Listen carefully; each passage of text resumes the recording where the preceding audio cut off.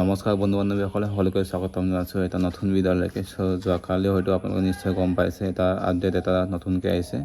তো CM ছাৰৰ এটা নিজ মুখেৰে কোৱা এটা আপডেট। তো তেওঁলোকে হয়তো এতিয়া ৰিজাল্টৰ কাৰণে ৰিজাল্টটো যিহেতু আমাৰ অক্টোবৰ মাহত দিবগৈ, অক্টোবৰ মাহত এটা 40,000 প্লাছ চাকৰি দিয়া হ'ব, নিযুক্তি বা এপইণ্টমেণ্ট দিয়া হ'ব।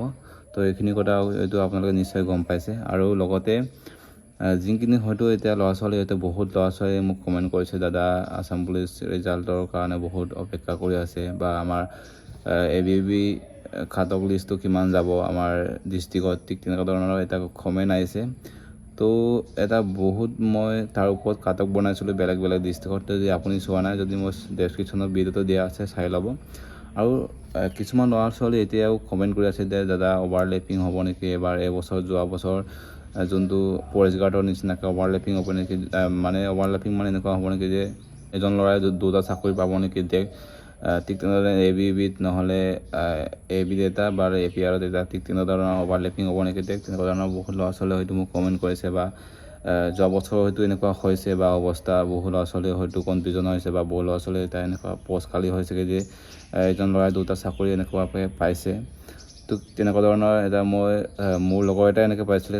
তাৰ ওপৰত বহু ল'ৰা ছোৱালীয়ে হয়তো কমেণ্ট আহিছে যে অভাৰলেপিং হ'ব নেকি, বা আছাম পুলিচ ABB হওক বা ড্ৰাইভাৰে হওক বা SI হওক, বা SIটোতো অভাৰলেপিং কোনো ধৰণৰ নহয়, এইটো মই 100% ক'ব পাৰোঁ।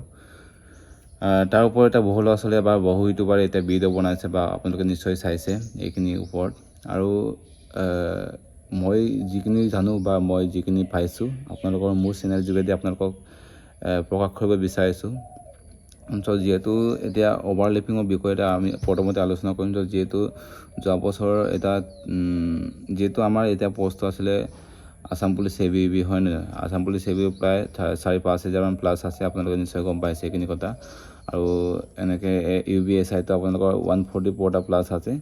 তো যিহেতু এইখিনিৰ ওপৰত আমি আলোচনা কৰাটো দৰকাৰ হয়, কাৰণ বহু ল'ৰা ছোৱালীয়ে এতিয়া কমেণ্ট কৰিছে অভাৰলেপিঙৰ বিষয়ে। অভাৰলেপিং এতিয়া কোনো ধৰণৰ নহয়, কাৰণ যোৱা বছৰ নিচিনাকৈ 4-5টা পষ্ট নহয়। যিহেতু আছাম পুলিচ এতিয়া ABB আছে বা APR বিভাগকৈ আছে, যিহেতু কেইটামানে পষ্ট আছে বা কেইটামান বিভাগৰ এটা পষ্ট আছে। তো যিহেতু এইটো অভাৰলেপিঙৰ এতিয়া কোনো ধৰণৰ প্ৰশ্নই নাহে এইটো, কাৰণ যোৱা বছৰ আমাৰ যেতিয়া পাইছিলোঁ তেতিয়া 6টা বিভাগৰ এটা কাটক একেলগে মৰাৰ কাৰণে কিছুমানে তাতো চবতে ইণ্টাৰভিউ দিছে, কিছুমানে তাতো পাইছে।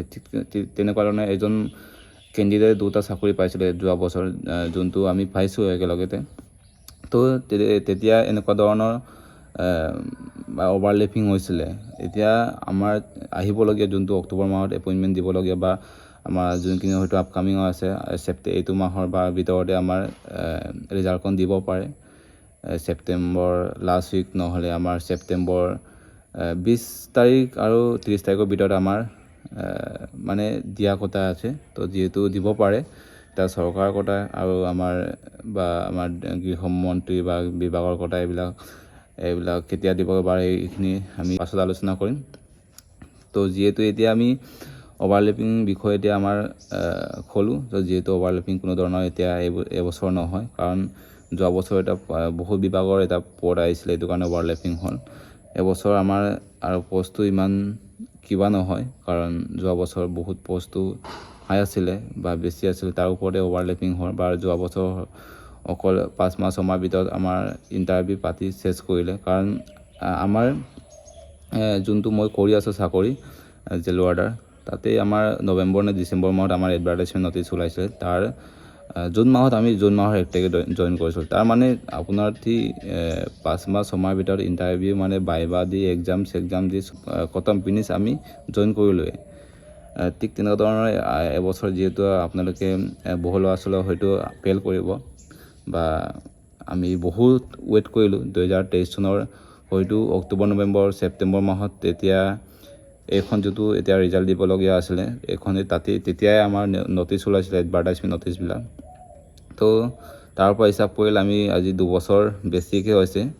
2 বছৰ বেছি হোৱাৰ পাছত আমি 2 বছৰ ল'ৰা ছোৱালীয়ে হয়তো ৰখি আছে, বা কিছুমানৰ জীৱনৰ হয়তো এতিয়া বেলেগ জেগালৈ যাবলগীয়া আছিলে, অকল আছাম পুলিচ বা ইণ্টাৰভিউ মৰাৰ কাৰণে বা ৰিজাল্টৰ কাৰণে অপেক্ষা কৰি থকাৰ কাৰণে ক'তো যোৱা নাই। হয়তো বহু ল'ৰা ছোৱালীয়ে এতিয়া এনেকৈ কৰি আছে বা কৈ আছে এতিয়া বহুত কাম থাকি গৈছে ৰিজাল্টৰ অপেক্ষাৰ বাবে। ঠিক তেনেকুৱা ধৰণৰ কমেণ্ট আহিছে। তো এতিয়া আমি যোনখিনি হয়তো ল'ৰা ছোৱালী এতিয়া আছাম পুলিচ ABUB ৰিজাল্ট নাহিব বা ৰিজাল্ট বেয়া হ'ব তেওঁলোকৰ কৈছোঁ আপোনালোকে বৰিং নকৰিবা, কাৰণ আমিও এনেকুৱা পাইছোঁ যে আমিও প্ৰথমবাৰ যেতিয়া দিছিলোঁ তেতিয়া আমাৰো চিলেকশ্যন নাছিলে, আমিও ফেইল আছিলোঁ। আমি প্ৰথম মই যেতিয়া ইণ্টাৰভিউ দিছিলোঁ আছাম পুলিচ ABUB যোনটো 2100 পষ্টত কামাণ্ডোৰ লগত যে ওলাইছিলে 2100 চনত, তেতিয়া 21 চনত। তো তেতিয়া আমি মই প্ৰথমবাৰ তেতিয়া দিছোঁ, প্ৰথমবাৰ আমাৰ লীলাবাৰীতে আছিলে ৰানিং। তেতিয়া আছাম পুলিচ ABUB দিলোঁ প্ৰথমবাৰ। তাৰপাছতে আমি কিবা এক্সাম দিলোঁ আমাৰ লখিমপুৰতে, বাইবা পৰিছিলে মোৰ তেজপুৰতে মই বাইবা দি তাৰ লাষ্ট মেৰিট লিষ্টত মোৰ নাম নাহিলে। ঠিক তেনেকুৱা ধৰণৰ আপোনালোকৰো হ'ব পাৰে।